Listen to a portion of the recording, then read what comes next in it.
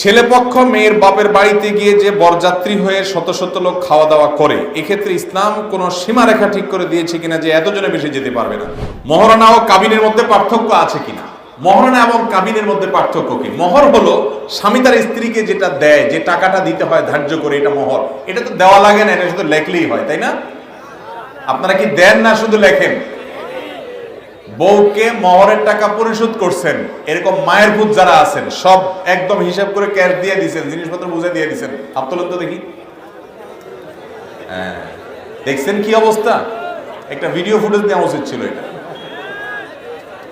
কি লাভ হবে এই সমস্ত ওয়াজ টোয়াজ করে? বলেন ভবিষ্যতে দিবেন, আবিয়াতেরা ভবিষ্যতে দিবে ইনশাআল্লাহ। এরাই আমাদের আগামীর ভবিষ্যৎ ইনশাআল্লাহ। আপনারা জাগলে এই দেশ পরিবর্তন হবে ইনশাআল্লাহ। যারা বিয়ে করেন নাই, বিয়ের সময় স্ত্রীর মহরের টাকা যা ধার্য হবে সবটুকু স্ত্রীকে বুঝাই দিবে ইনশাআল্লাহ। নিয়ত করবেন তো ইনশাআল্লাহ? নিয়ত করে লাভ কি? মহর ধরবে মুরব্বীরা 30 লাখ 1 টাকা, আপনি 30,000 টাকা বেচা যাবেন। মুরব্বীরা বলবে 10 লাখ 2 টাকা মহর, আপনি 10 টাকা বেচা যান না।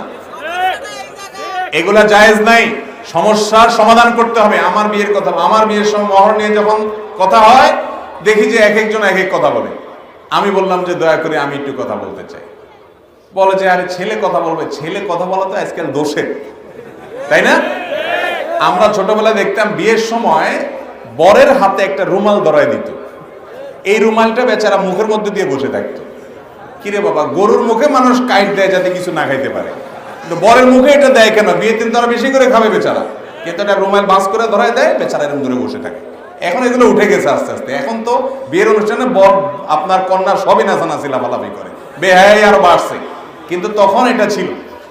এখনো কোন কোন এলাকাতে আছে। এখন আমি চিন্তা করছি প্রায় এটা কারণটা কি, মুখের মধ্যে এটা লাগাই দেওয়ার যুক্তিটা কি? তো আমার কাছে মনে হয়েছে যে এই বেচারা যাতে কোনো কথা বলতে, অনেক বিয়ে আছে ছেলে কোনো কথা বললেই বিয়ে ভেঙে যায়, আছে না? বলে যে বেয়াদব ছেলে মুরব্বীদের সামনে কথা বলছে, বিয়ে ভেঙেছে। আরে বাবা, আমার বিয়েতে মহর ঠিক করবেন আপনারা, বউরে এটা দেওয়া লাগবে, আমার না দিলে আমার হাত বাঁধবে আল্লাহ কিয়ামতের দিন। আর আমি কথা বলতে পারবো না, আপনাদের মতো আপনারা অঙ্ক বসাই দিবেন। অঙ্ক তো দেওয়া লাগবে আমার, আপনি যদি দেন তাহলে বসান, আপনি অসুবিধা নেই। আমার যদি দেওয়া লাগে তাহলে কথা আমার আছে। আমি কয় টাকা দিতে পারবো না পারবো সেটা আমার অ্যাবিলিটি থাকতে হবে কি হবে না? স্ত্রীর মহর পরিপূর্ণ আমি পরিশোধ করছি, হুজুরও পরিশোধ করছে, হাত তুলছে, কিন্তু আপনারা বেশিরভাগ লোক পরিশোধ করেন নাই। করবেন তো ইনশাআল্লাহ।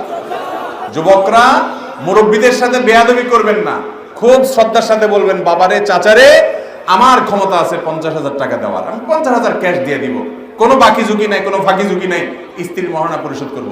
দিয়া আবার 2 দিন পরে যে বসে থাকেন যে দেখো এখন তো দিছি তোমার, হুজুর মাসালা বলছে দিছি, এখন আমার তো সৌদির ভিসা চলে আসছে, 50,000 টাকা হইলেই হয়। কত 50,000 আনবে? সবই তো তোমার। মেয়ে বেচারা আপনারে ফুসকা নিতে রাজি হইয়া বলবে যে আরে কি বলো, কি করবো আমি টাকা নিয়ে, সব নিয়ে যাও তুমি। এই গেল আর কি ধরা খাইয়া বেচারি। আমার দেশে মেয়েরাও সোজা, খবরদার এই সমস্ত 2 নম্বরই করবেন না, সম্পূর্ণ পাই পাই করে তাই বুঝাই দিবেন। মনে থাকবে তো ইনশাআল্লাহ।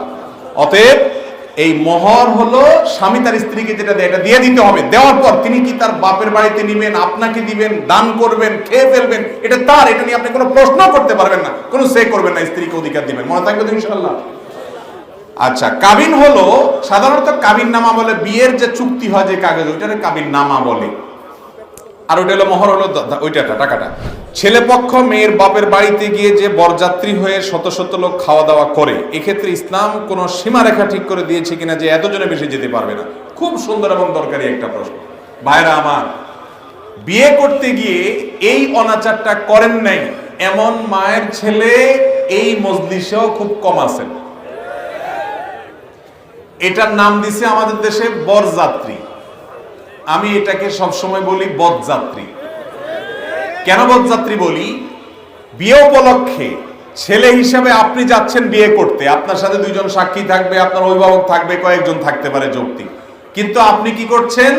বিয়ে উপলক্ষে রীতিমতো চুক্তি করতেছেন যে আমাদের তরফ থেকে 200 লোক যাবে। আপনাদের এলাকা হয় এগুলা? 300 লোক লাগবে, 500 লোক যাবে, তাদেরকে খাওয়াইতে হবে। কে? মেয়ের বাপ। বিয়ে উপলক্ষে একটা মাত্র খাওয়ান আছে, সে খাবারের আয়োজনটা করবে কে? ছেলে। সে খাবারের নাম কি? ওয়ালিমা। এই ওয়ালিমা খাওয়াবে ছেলে। একটা আস্ত মেয়ে একটা সংসার থেকে উঠে চলে আসবে, সারা জীবনের জন্য আপনার বাড়িতে থাকবে, এই উপলক্ষে খুশির ছুটে আপনি সবাই খাওয়াবেন, নতুন বউ ঘরে তুলছেন, ওই বেচারারা মেয়েরে বিদায় দিয়ে দিচ্ছে, মেয়েটা চলে যাচ্ছে, মনটা ভেঙে খান খান হয়ে যাচ্ছে, এরপরে আবার 200-300 মানুষ বসে বসে খাওয়াবে, কি দুঃখে। এই জন্য এই যাত্রাটাকে আমি বলি এটা বরযাত্রা না, এটা বদযাত্রা। এটা বরযাত্রী না, এটা কি বদযাত্রী।